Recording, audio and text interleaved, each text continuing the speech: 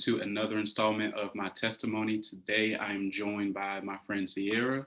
Thankfully, she was gracious enough and kind enough to share her testimony with us about what God has done in her life. And I'm really excited to hear it, and I hope you guys are too. How you doing today? I'm good. How are you? I'm doing pretty good. I'm doing pretty good. Making it through the year, keep on moving. So, what would you say is like the theme of your testimony? I would say mental health, just to keep it very short and narrow. Mental health. Mental health. Okay. So, how does that story go? So I've been diagnosed with depression since ninth grade. And for those of you who don't know me who are watching this, I just finished my MBA in December, which is Flex. insane. Um, I'm not doing anything with it right now, so it's fine, no big deal. But so I've been struggling with depression since ninth grade, and literally up until June of last year, I was super deep into it, chronic depression, basically walking around miserable and suffering, and maybe five people knew. Um, and I just I don't know, it was a really hard time. And then after graduation from undergrad in 2019, so it was June of 2019, I attempted suicide. And you would think that after that, I'd be like, okay, I actually value my life a lot. Let me do whatever I can to get back to the point where what I know what happiness feels like. And that's not what happened. I made somewhat of an effort, but not as much as I knew that I should have. And so then fast forward to last June. It's so funny how your life changes in a year. But last June, I joined one of my friends' boot camps because I was like, something has to change. We're in the house. There's absolutely no reason for me to not work out or do anything, because my psychiatrist and therapist have been telling me for years that I need to work out, not because of how I look. They don't really care how I look, but because they knew that that was going to help me feel better with my mental health because of whatever the chemical that releases when you work out. I can't think of it right now, but that. And so I didn't listen because I was like, I don't want to work out. And so in June, I finally listened and I did, and it changed everything for me. And it's so crazy because one little, what I thought was a little decision changed literally the rest of my life.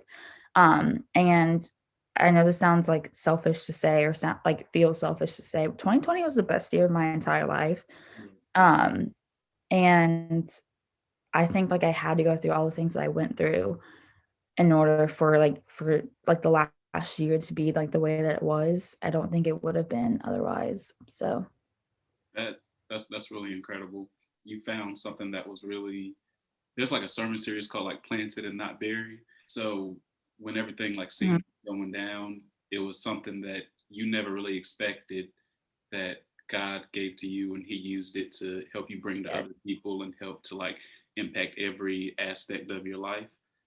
So that's really incredible. yep. So what do you think this is doing for like other people that like God led you to this? How has it impacted other people? Do you think? So I think it's given people a voice almost, because a lot of people don't like to ask for help. I don't like to ask for help. That's why I went on living my life like I did for so long. But I think my willingness to be so out. Sorry, my connection's unstable. So if something happens, let me know. But my willingness to be vulnerable helps other people. And I don't know, I've had so many people reach out to me since I've been more open about what my life is basically. And I've had people since elementary school I haven't spoken to Mhm. reach out to me, sorry.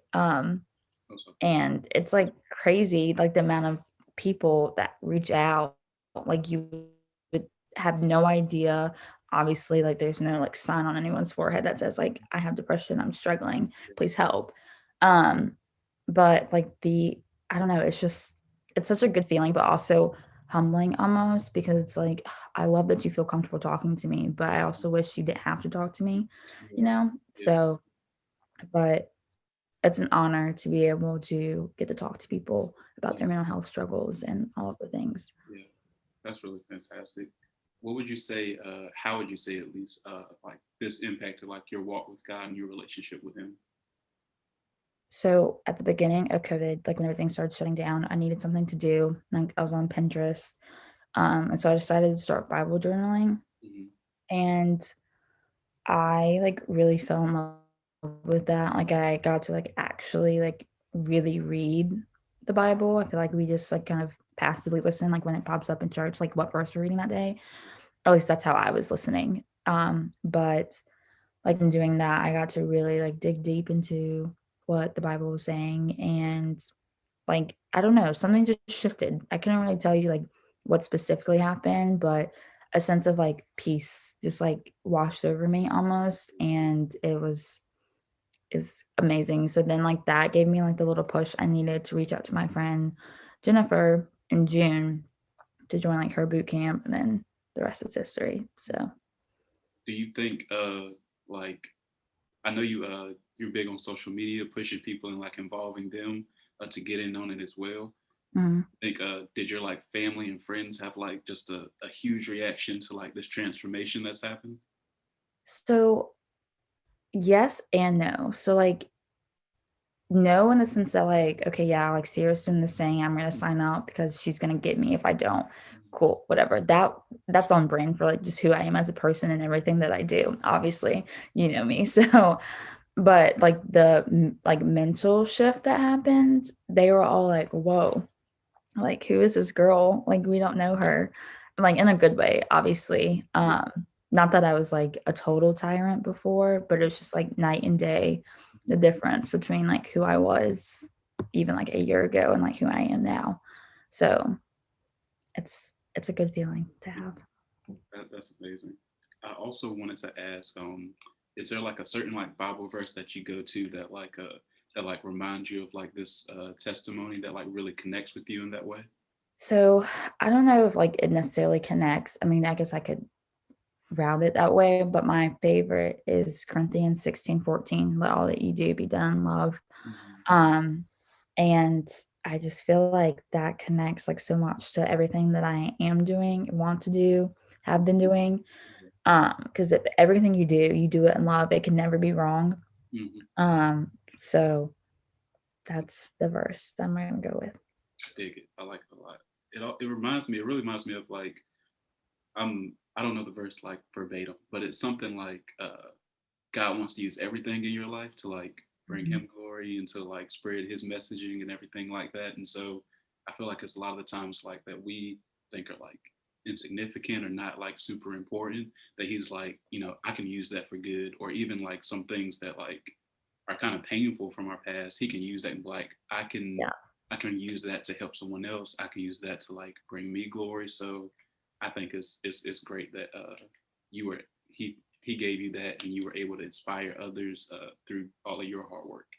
Yeah, and I think it also, like, let everything that I do be done in love, but everything that he does for me is also done in love. So, like, obviously, like, I struggled the last 10 years, and I didn't know at the time, but he was doing it in love for me, so then I could therefore go and do all the things I'm doing in love for other people. Mhm. So, Well, that's really incredible. I really appreciate you doing this. I appreciate you having me. Thank you so much. Okay. Yeah, thank you for being my first guest. It was really Yeah. great. Sorry for wasting an extra 10 minutes. No, you're fine.